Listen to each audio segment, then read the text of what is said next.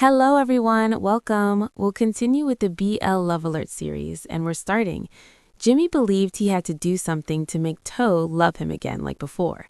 He searched for his phone in the dark, unlocking it so the screen lit up. He hadn't been able to contact Toe in 22 days, which meant he'd blocked him completely. He hadn't come to apologize, and Jimmy was stubborn and didn't go looking for him. What he initially thought was just an argument had turned into a real breakup. Jimmy cursed himself for his foolishness. How could it have taken him so long to realize he loved Toe, to think he should go and apologize? It wasn't possible that during the time they'd been apart, Toe had found someone new. That infuriated him.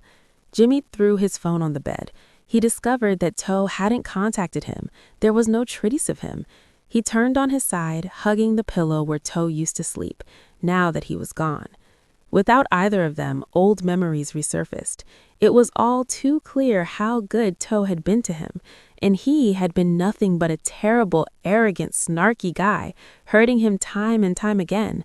There was no scent of Toe on the pillow, nothing to soothe him. Jimmy closed his eyes, letting the tears fall. "I'm sorry. Please don't leave me." How many times had he uttered the word sorry, both awake and in his dreams? He didn't know. He hadn't kept count. The wounds of love had healed quite a bit. He discovered that being alone wasn't so bad. First of all, he didn't have to expect anything in return, nor dedicate his effort and energy to someone who didn't want him. He healed from his deep pain in the first 2 weeks, and then gradually recovered. He had really improved a lot. Although he still missed him, he wasn't desperate anymore. "How's it going? Fun?" Toe raised his eyebrows after finishing his question. He looked at Fa, who hurried to the bar, disheveled. "Give me some cold water. I'm very thirsty." "You pour it. Here's this glass." Fa showed no signs of being different. In the shop of the older man, which was familiar to him, there were still occasional customers at night. Recently, a regular customer, noticing that Toe seemed unusually sad, recommended a nearby park. He commented that the atmosphere was pleasant in the evenings, and that if he ever felt down, he should try going for a run. Toe had gone for walks a couple of times with that customer, and it had helped him feel much more refreshed. He recommended that Toe and Fa spend some time together in the park. The customer from the other day. "What's wrong with him?" "I think you're playing dumb." "Why do you say that?" "He likes you." "I know," said Toe. "Our Toe is quite cunning now then. But I don't like him. It's too soon to open my heart to someone." "Oh, that ruins the fun." He looked at the customer who was diligently typing on his phone. He knew his name perfectly well. The other man introduced himself as Freeze, the same person who had noticed the sadness he was trying to hide, and the same one who had invited him for a walk in the park. He courted him with maturity, with consistency, without intensity. "You're not thinking about opening your heart. You seem much brighter lately." "Not yet. When I love someone deeply, I first need to let go of the past, but the future is uncertain, even though he's nice." "Freeze, your drink is ready. Toe said you should come and get it yourself. He's not bringing it to you today. If you want it, come and get it." "I didn't say that. Fa's making it up." "How rude of you." Fa ignored him. He went behind the bar. At that very moment, Freeze approached. His clean appearance and refreshing scent reflected his calm demeanor. A slight smile appeared. Toe placed the glass on a tray, asking with a friendly gesture, "You're just having coffee. Do you want anything else? Crepes or something? My treat." "No thanks. I'm not very hungry yet." "What time do you close today?" "I'll start cleaning soon. We don't have many customers during the week, so we close a little earlier." Toe watched the young man drink his iced coffee. He smiled slightly, without saying anything. Seeing the customer finish his drink, he turned to put the equipment away behind the counter. There was no nervousness or discomfort, nothing at all. "Let's go for a run." "You're buying too." Toya 5 Freezer was good, too good. He courted him directly. He spoke to him clearly, and most importantly, they got along well. He wasn't childish or selfish. He was mature, professional, and serious. But even so, he felt nothing more than a friendly connection. "I'm going to ask Tay and Fa if they want to go out to eat. The truth is, I've been wanting to invite you for a long time, but you seemed very sad before, and today you seem much cheerful, much better." Toe smiled, showing his teeth. He went to the cake display, took out some brownies, and put them on a plate. Then he approached the young man's table. A gift. This isn't very sweet. Thank you. I only ate a little bit of the cake you bought last time. Really? I don't eat sweets, but my sister loves them. She ate them all. If it's close to her birthday, can I order a large cake? Of course. Toe's smile widened. He lowered the tray with the brownie, turned around, and continued with his work. However, his gaze drifted outside the shop, and he saw someone familiar. Jimmy, why are you here? The wide smile had vanished. Toe sighed, put the tray down, and left. Toe, why did you come out? I was blocking your way. Jimmy turned and asked him.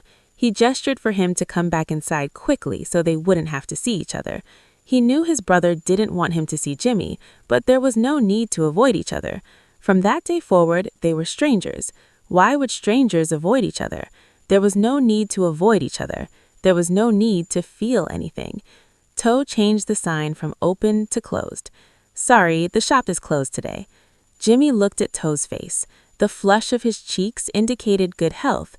Toe looked like someone heartbroken from an argument or a breakup. Jimmy, we haven't seen each other for several days. Is this how you greet me?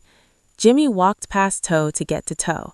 Fa calmly observed the situation. He wanted to see if Toe would really be as firm as Toe boasted, especially since Jimmy seemed to be there to apologize. So, how should I greet you? Okay, I was wrong. I'm here to apologize. Can we talk for a moment?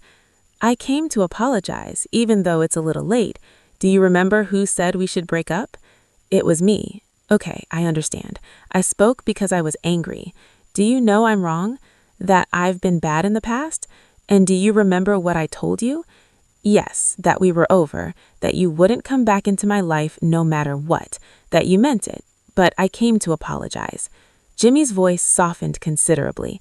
He had never encountered Toe in this state and didn't know how to act. He didn't know where to put his hands or how to avoid looking at him. It made him look a little aggressive. He was nervous. I apologize for everything in the past. I'll do better. All of Jimmy's words had no weight left for her. She heard them, but didn't take them seriously. She didn't demand anything. She didn't make a scene. She tried to remain as indifferent as possible. No thought of apologizing. I didn't break up with you to be dramatic. I didn't break up so you'd apologize or beg for forgiveness. For me, it ended that day, Jimmy. Toe turned around and went back to the tent. Toe chuckled at the sight of Jimmy frozen in place. Jimmy looked pathetic. Fob pushed Toe from behind, urging him to follow him back to the tent. However, Jimmy held him back. Tay, stop. Tay wrung free from Jimmy's grip. He sighed at the look of his friend's face. He looked terrible. I told you, I love Toe. I've reflected on myself. I know you loved my brother, but it's too late now. Does Toe not feel anything for me anymore? Why is he so cold?